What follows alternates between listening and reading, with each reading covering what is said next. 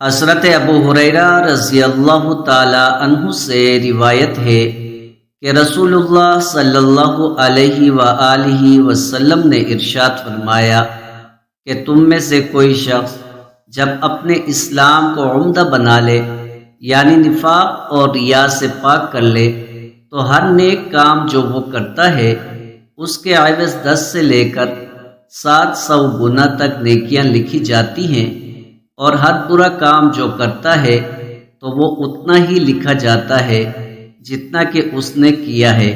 صحیح بخاری حدیث نمبر 42۔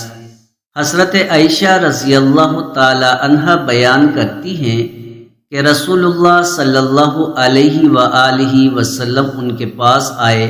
اس وقت ایک عورت میرے پاس بیٹھی تھی۔ آپ نے دریافت کیا، یہ کون ہے؟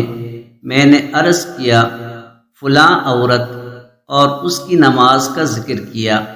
آپ صلی اللہ علیہ وآلہ وسلم نے فرمایا، ٹھہر جاؤ، تم پر اتنا ہی عمل واجب ہے جتنے عمل کی تمہارے اندر طاقت ہے۔